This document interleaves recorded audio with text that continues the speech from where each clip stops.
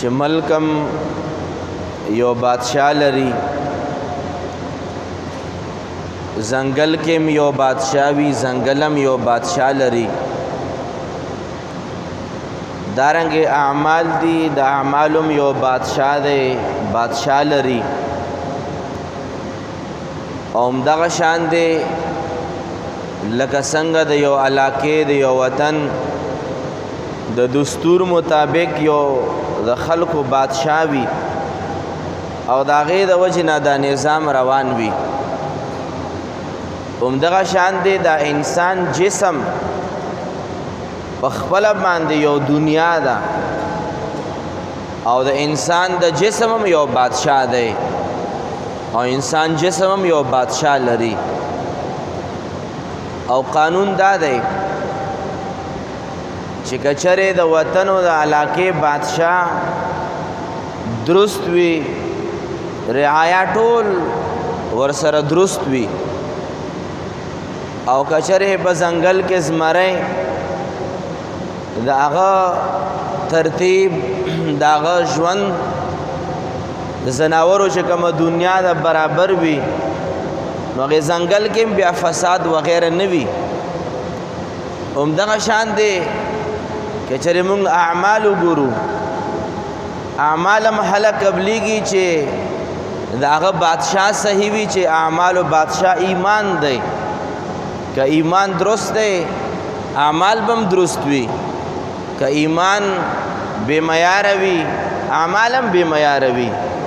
همدغه شان دی دارومدار د بدن چې لاس ښه کار کوي او که بد کوي، سترګې ښه نظر کوي که بد کوي، غوږ ښه اوري او که بد اوري، خپې ښه ځای لځي که بد ځای لځي. نو چونکې د انسان جسم هم یو ځان له دنیا ده او په دغه دنیا باندې د دغه جسم په دنیا باندې هم یو بادشاہ مقرر دی چې هغې ته زړه ویلی شي. دا زړه د جسم یو بادشاہ دی. لکه څنګه قانون دا دی چې څنګه بادشاہ هغه شان دی رعایا. هغه مونږ علاقه کې یو متل دی، یو د مار په شان دی، د خپو والا یو مار په شان دی ځناور دی. مونږ علاقه کې ورته د غرونو کې وي نو هغې ته کربوړی وایي. د چپ کلی په شان دی وي خو لږ غټ وي، مار په شان دی غټ وي. او دارنګې چې کوم غر وي غر، او هغه غر کې چې څنګه د هغې رنګ وي، نو هغه پښتنو مونږ علاقه کې یو متل کېږي چې څنګه تړه وي هغسې کربوړی وي. نو چې څنګه بادشاہ وي هغسې رعایه وي، څنګه ایمان دی هغسې اعمال وي، او همدغه چې څنګه بادشاہ دی هغسې رعایه وي. په دغې نتیجه باندې مونږ رسېدی شو چې د انسان اعضا کردار به هغه شان دی وي چې څنګه یې زړه وي، ځکه چې د تمامو اعضاو د بدن د دغې دا یو لښکر دی. علما لیکي چې کتاب العلم والحکم کې چې دا بدن اجزا دا یو لښکر دی او د دغه زړه چې دا یې بادشاہ دی. لښکر به په هغه ځای باندې ورځي چې کوم ځای باندې بادشاہ حکم وکړي. نو غرض مې دا حاضرینو دغې ټولو خبرو چې زمونږ ستاسو په زړه په بدن کې چې کوم زړه دی د دې ډېر لوی کردار دی، لوی کردار دی.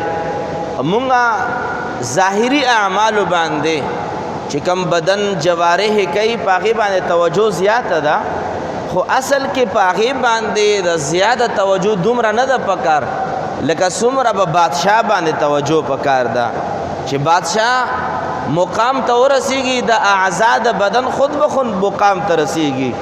نو د دې وجې نه دغه زړه یو اهم کردار دی د انسان په انسانیت کې، د انسان په کردار کې، د مسلمان په اسلام کې، د مؤمن په ایمان کې ټول نه لوی کردار چې دا د زړه دی.